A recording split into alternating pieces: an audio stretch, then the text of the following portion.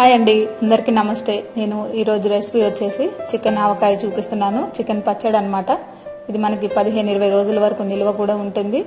ముందుగా మీరు కేజీ కానీ ఒక అరకిలో కానీ చికెన్ని చిన్న చిన్న ముక్కలుగా కొట్టించుకోండి. మీరు చిన్న చిన్న ముక్కలు పీసెస్గా తీసుకోండి. బోన్లెస్ చికెన్ అయినా పర్వాలేదు, కొంచెం అక్కడక్కడ బోన్స్ ఉన్నా పర్వాలేదండి.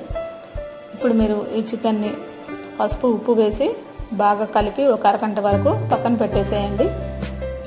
ఇప్పుడు అరగంట తర్వాత ఒక కళాయిలో నూనె, దాదాపు మనకి ఫుల్ కప్పు నూనె పడుతుందండి.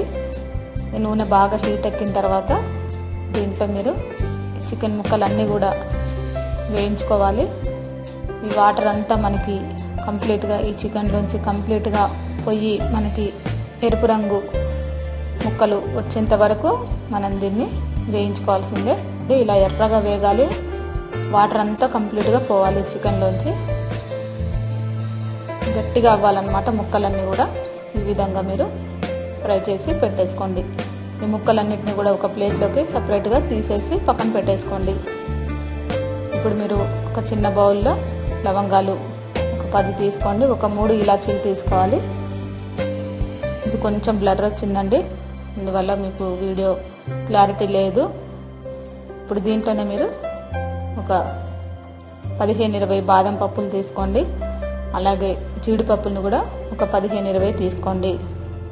తీసుకొని లైట్గా ఫ్రై చేసుకోండి, మరీ మాడకుండా కొంచెం లైట్గా ఫ్రై చేసుకొని అది మిక్సీలో వేసి పౌడర్ చేసి రెడీ పెట్టేసుకోండి. అలాగే ఒక కళాయిలో మీరు అల్లం వెల్లుల్లి పేస్ట్ ఒక స్పూన్ వేసేసుకోండి.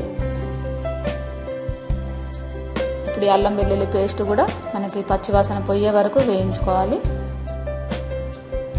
కొంచెం ఎరుపు రంగులోకి వచ్చిన తర్వాత మీరు ఈ బాదం పొడిని, అంటే బాదం, కాజు, ఒక 7-8 లవంగాలు, ఒక 3 ఇలాచీలు వేసుకున్నాం మనం.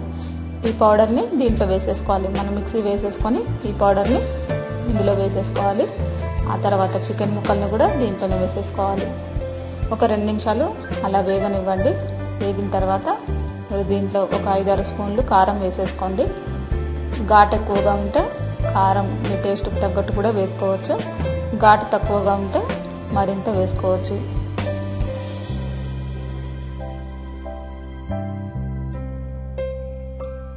మనకి దీంట్లో ఆయిల్ తక్కువ అయిపోయిందండి, మరికొంత ఆయిల్ కూడా వేసేసుకోవాలి దీంట్లో. ఇప్పుడు మీరు దీంట్లో తగినంత ఉప్పు కూడా వేసేసుకోండి దీంట్లోనే. ఇప్పుడు కొంచెం చల్లారనిచ్చేసి మీరు మరికొంత ఆయిల్ని వేసేసుకోండి దీంట్లో. మనకి ఎక్కువ కాలం నిలువ ఉండాలంటే ఏమాత్రం కూడా తడి లేకుండా చూసుకోండి. ఆయిల్, ఉప్పు, కారం సరిపడా ఉండేలాగా చూసుకోండి. మనం బాదం, కాజును కూడా డ్రై పౌడరే వేసేసుకున్నాం కాబట్టి ఇంకేమాత్రం పాడవదండి.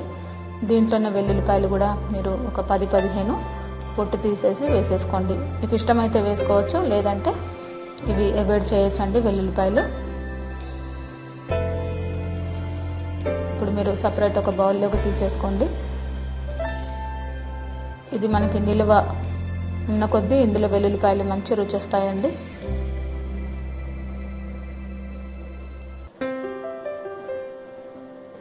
ఇదంతా చల్లారిన తర్వాత దీంట్లో మీరు ఒక 2 నిమ్మకాయల రసాన్ని దీంట్లో వేసేసుకోండి. మీరు పులుపు ఎక్కువగా తినేవాళ్ళు మీరు టేస్ట్ చూసుకొని మరికొంత కూడా మరొక నిమ్మరసం, ఒక 3 నిమ్మకాయల రసాన్ని కూడా దీంట్లో వేసేసుకోవచ్చు. ఓకేనండి, ఇది ఇప్పుడు రెడీ అయిపోయింది. నేను చేసినట్టుగా మీరు ఒకసారి ఈ చికెన్ ఆవకాయని తయారు చేసుకోండి. ఎంత రుచిగా ఉంటుందో మీరే చూస్తారు.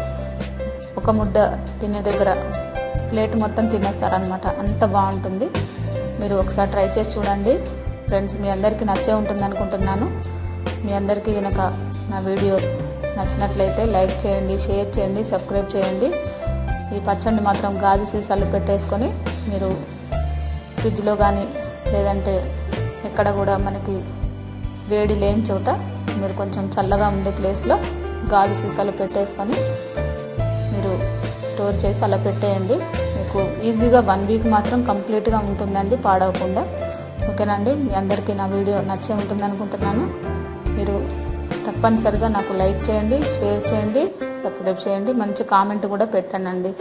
అందరికీ వెరీ వెరీ థ్యాంక్ యూ.